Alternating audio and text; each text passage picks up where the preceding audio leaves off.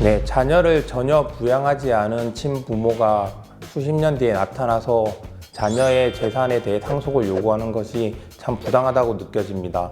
실제로 이러한 사례들이 종종 나타나고 있으며 얼마 전에는 연예인 구하라 씨 사건에서 이러한 모습이 나타났습니다. 구하라 씨 사건에서 고 구하라 씨가 사망한 이후 어릴 적 구하라 씨를 전혀 양육하지 않은 친모가 나타나 구하라 씨의 상속분을 요구했었는데요. 이 사건을 계기로 국민적 공분이 일어나 국회에서도 일명 구하라법이라고 하는 민법 일부 개정 법률안을 발의하기도 하였습니다. 이러한 구하라법은 자녀의 부양 의무를 현저히 게을리한 경우에 상속 결격 사유로 추가하자는 것인데요.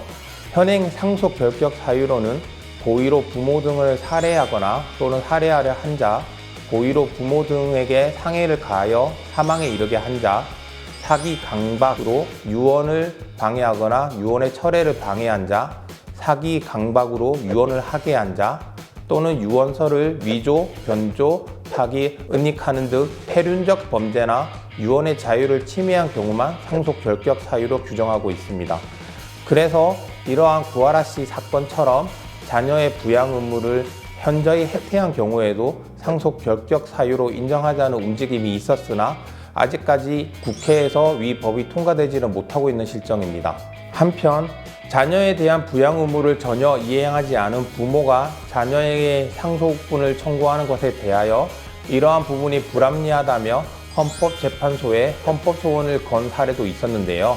헌법재판소는 상속 결격 사유가 극히 예외적인 경우를 제외하면 상속인의 상속분을 보호해 주어야 하며 상속 결격 여부에 대한 분쟁을 방지하고 상속 법률 관계를 조속히 확정시킬 필요가 있으며 또 유언, 기여분 등으로 피상속인의 의사에 따라 부양 의무 이행 여부 등을 구체적으로 고려할 수 있기 때문에 자녀를 부양하지 않은 사유를 상속 결격 사유로 인정하지 않은 것이 합헌이라고 판단하였습니다.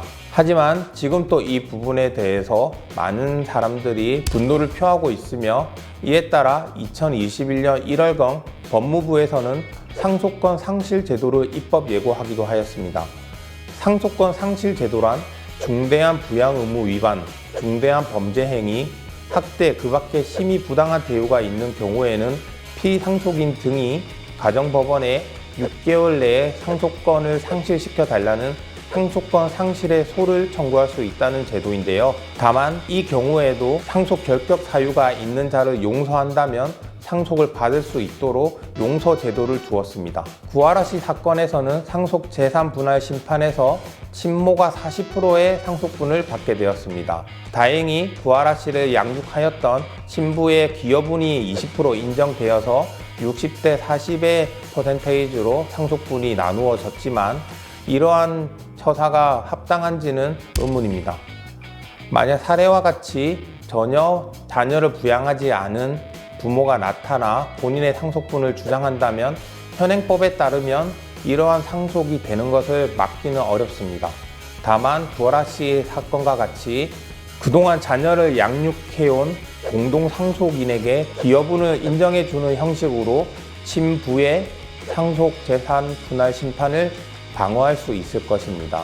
이 사안에서는 다른 부모가 없고 다른 부모가 이미 돌아가신 후이기 때문에 공동상속인으로서는 아내만 있는데 아내가 남편을 상당한 기간 동거하며 간호하는 등 특별한 부양을 하였거나 남편의 재산에 대하여 그 증식 등의 특별한 기여를 한 경우에는 기여분을 주장하여 친부의 주장을 방어할 수 있습니다. 이후 상속권 상실 제도가 입법이 된다면 이러한 제도를 통하여 이와 같은 불합리한 현실이 발생하는 것을 막을 수 있을 것으로 보입니다.